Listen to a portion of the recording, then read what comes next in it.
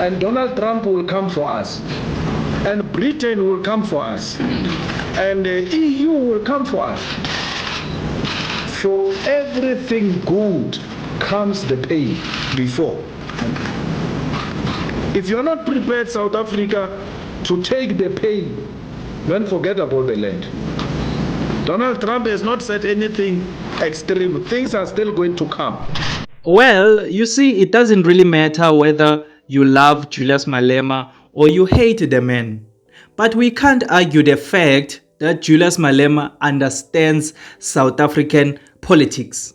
That one we cannot argue about. Well, personally, I am not a fan of Julius Malema, but also I am not a hater.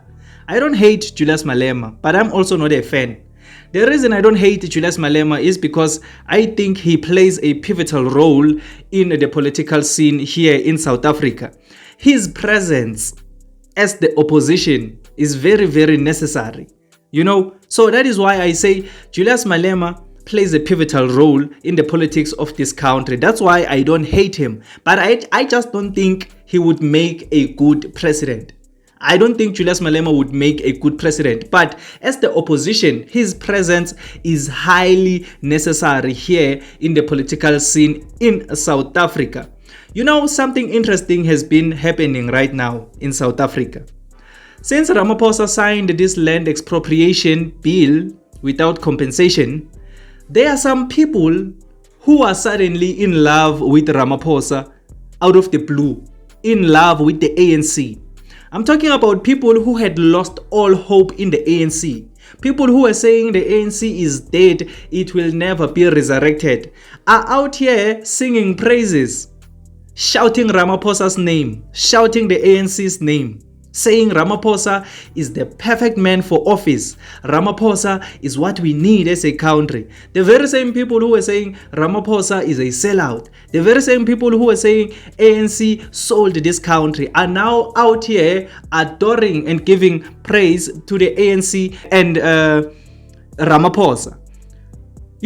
This was surprising to me because these people are the very same people that were bashing and insulting Julius Malema when he was busy advocating for this bill.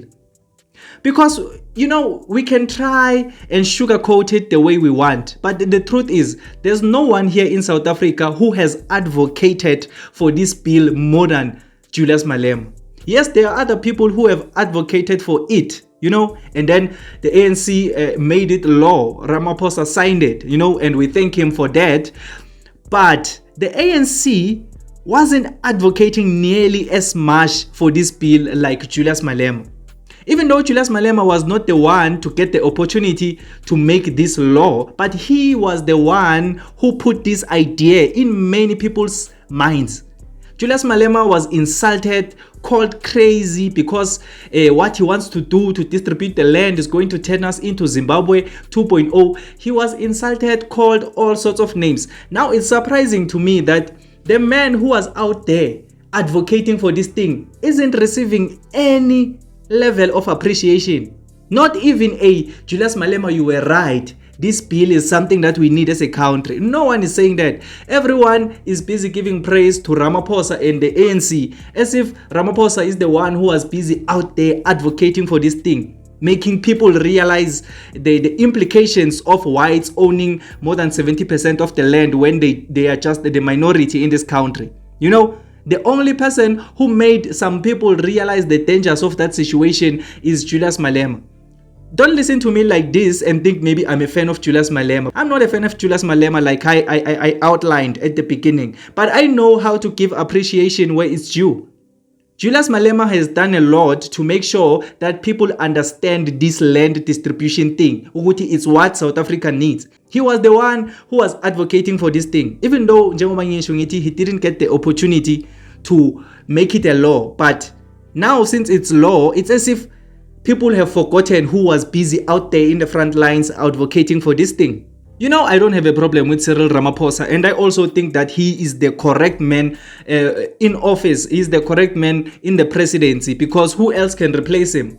When I'm observing our political scene, I don't see a candidate that can do a better job than Ramaphosa currently. So that is why I say I am also one of the people who think Cyril Ramaphosa is the correct candidate for this position, because I don't see anyone who can replace him. But even though I agree with those people who say Cyril Ramaphosa is the correct person in position of power, but I can't act as if Julius Malema wasn't the one who was advocating for this thing more than everybody else. I can't just act as if I don't appreciate him for that, you know, because clearly everything that he's been talking about is something that would have benefited the country, since the ANC has also decided to do the very same thing. You know what I mean? So there's nothing wrong that Julius Malema was saying when it comes to this issue of land redistribution. There's nothing wrong that he was saying. So all of those insults, it's weird to me now that Ramaphosa is not receiving those insults, but Julius Malema was receiving the insults for the very same thing. Well, everyone is entitled to their own opinions when it comes to this man, Julius Malema. As I said, I am not a fan and I'm not a hater. I think he's necessary here in South Africa, but I don't think he should be a president, you know. So everyone is entitled to their own opinions when it comes to this man. But the main point of today's video, I want to stitch a video for you right now where Julius Malema was predicting everything that is happening right now in South Africa, just to prove to you that Julius Malema understands South African politics to an extent that he is able to predict the future. He is able to say exactly what is going to happen. Julius Malema predicted this whole thing that is happening right now with Donald Trump back then when Zuma was still in power. You know, he predicted everything that is happening right now. I was even shocked when I came across this video and I was like, is Juju now a prophet or what? You know, so let me stitch this video for you. Listen to Julius Malema, and please, when you listen to this man, I know Uti, a lot of people don't like him, you know. A lot of people have a problem with Julius Malema, but let's put that aside, you know, and just focus on how he predicted everything that is happening right now. So listen to this video and then tell me what do you think about what he's saying on the comment section down below. But if you just enjoyed this video or you learned something new, please leave a like and subscribe to this channel. I would really appreciate it. My name is Emmanuel and this is Mzansi Versity, the place where we transform lives through knowledge and information. Let's meet again on another video. I'm still to meet a white person who support expropriation of land without compensation. So why are you shocked? I see leaders of the EFF and everybody responding to Donald Trump. I don't have time for nonsense. I expected this.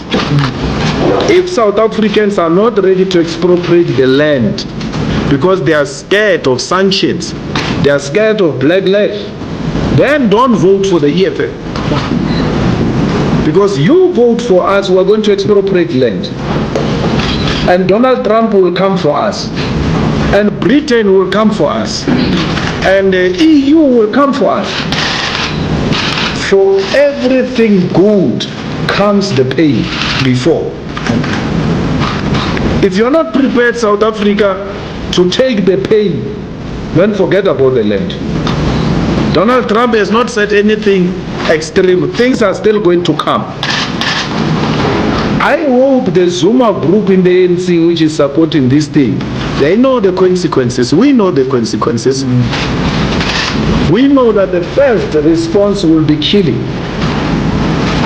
They will kill us for that. Death is the first price we are prepared to pay. The second price we are prepared to pay for this land is poverty. They will close taps. But if there is a conviction, and not sloganeering and public opinions, then we must be prepared for everything. It's a war. We must be prepared for Donald Trump and all of them. We're not scared of them. We remain unshaken. Actually, we are more determined after the Donald Trump tweet to expropriate our land without compensation. There is no white genocide here. It's an absolute rubbish to say there is white genocide. There is black genocide in the USA. They are killing black people in the USA. There is black genocide here in South Africa. Black people are being killed all the time. There is no scientific evidence that points to any white genocide in South Africa. It's not true. And we're not scared of such things. We're not going to be distracted by anyone. Only death will stop us. Not Trump, not poverty, not sanctions. We have all of them in our mind. We know the consequences of what we're asking for. We know it. And it's not like we're going into this thing without knowing the consequences.